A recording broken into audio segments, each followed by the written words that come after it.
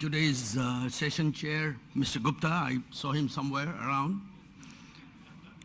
Fellow panelists, I'm sure they're going to join me in a while. Ladies and gentlemen, I see lots of young faces here, and that's always very charging, to speak to these young minds. Colleagues from ISAS,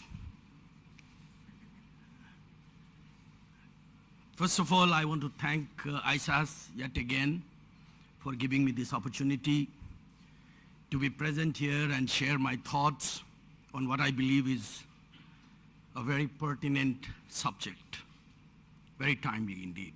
The subject that we've been given is Captains of Industry, Catalyst for Change. Before I start sharing my thoughts on this subject, I want to place on record my appreciations to ISAS once again for putting together this very important event, which I always described as the Davos for South Asians. South Asians, unfortunately, we all know the state of South Asia as an union. I don't even feel like calling it an economic union. It's too little, too late. Someone asked a question in the plenary that this is supposed to be a South Asian diaspora meeting, and are we discussing South Asian diaspora? So I'll probably touch upon this subject a little bit as well. We all know that whether through the auspices of the SAARC Chamber, of which I happen to be one of the founder vice president 25 years ago or even older, or SAARC,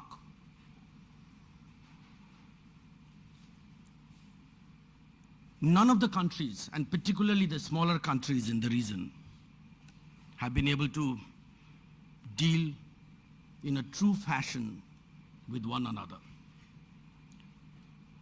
The entire trade and economic activity continues to remain India-centric, by and large with a huge trade deficit. I don't necessarily say balance of payment problem, because for some countries like ours, we have a huge migrant workers' earnings, including the Nepalese who serve as in the Indian Army. But most of the countries have a huge trade deficit and balance of payment problem. This in turn continues to pose challenges in really creating a cohesive, level playing field. There are always problems that many of the countries, for instance, if I have to export goods from Nepal to Pakistan, although Lahore is not that far, I can easily access through North India, I'll have to either use Dubai or Singapore as a port. That's the way the South Asia is integrated. That's all for South Asia. But we do need a forum, and that's why I say we do need a forum in a neutral ground. Nepal is supposed to be the headquarters for South Asia. And somehow all these South Asian summits land up becoming venues rather than discussing these very critical, very sensitive, very important issues which determine the fate of the South Asians, every fate of every Nepalese, every Sri Lankan, every Bangladeshis. The final focus lands up becoming whether Mr. Modi is going to shake hands with Nawaz Sharif or not. That's the kind of a South Asian summit we've seen. So in that context, what I have seen whenever I've been to this diaspora summit here, I've seen a true platform where South Asians, academicians, businessmen, sometimes even politicians, decision makers, They all come here, mingle here, open up their hearts, at least talk very frankly. So I think to that extent, I would like to congratulate ISAS for this unique role that ISAS is playing with the support of the Singapore government and NUS in bringing the South Asians together. May this forum grow, become more powerful, more prominent.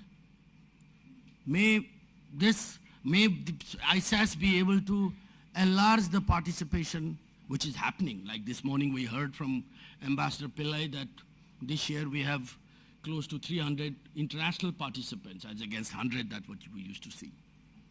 So this is a great news, and let this one day become a true Davos of South Asia. I like to lose. Well, I come from Nepal, a country which has been marred by never-ending political uncertainty and transition. We've seen during the last 26 years post the second installment of the democratic movement, 20 governments, and one is in the process of being changed again as we talk. The situation is not too different in many of the other countries in South Asia. But I'm not here to discuss politics, the whys and hows. I'm here to discuss that despite this kind of a constantly sort of evolving or changing political scenarios, swinging from monarchy to republic, still the people of my country have demonstrated tremendous amount of resilience. More than 5 million Nepalese people work worldwide in highly difficult, challenging environment. We get more than $6 billion of remittance. That has constantly fueled the economy, so the country has no financial issue, so to speak. The issue is of governance, the issue is of development. It's a booming economy. Over the 25 years of transition, including the Maoist war and the recent earthquake, which was an unprecedented crisis, the country continues to grow at about 5% average. We, as a group, have not done badly. We operate in more than 30 countries. After the political environment started becoming more challenging, it was a natural course of initiative to have opened new frontiers. We created a company in Singapore in 1990.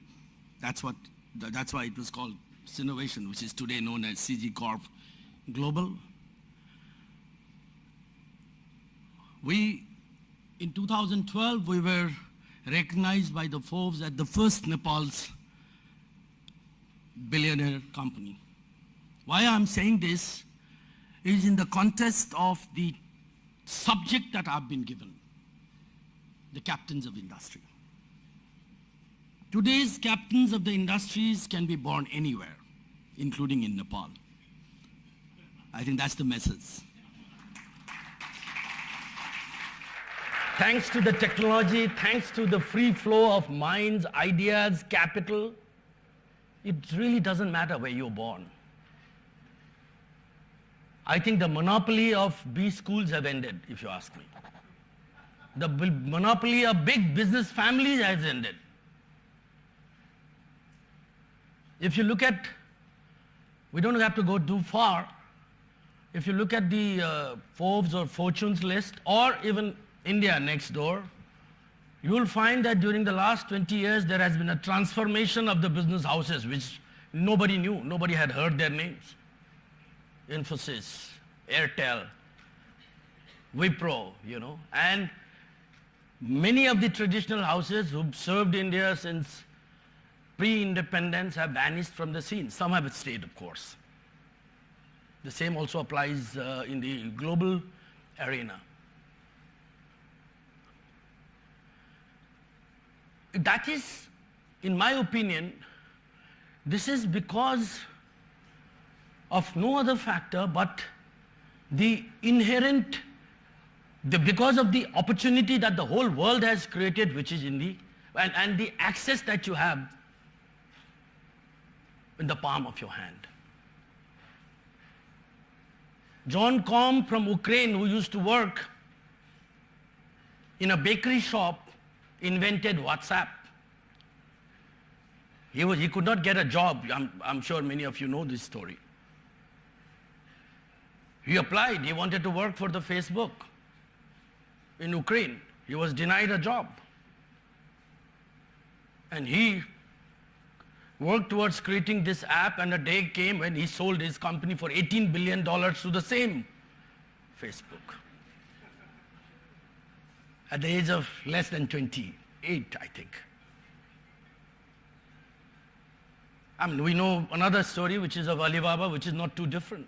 He had not touched a computer until the age of 30 when he went to US, when he started working in the local hospitality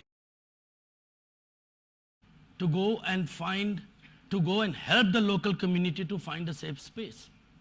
Construction materials were not available, construction workers were not available.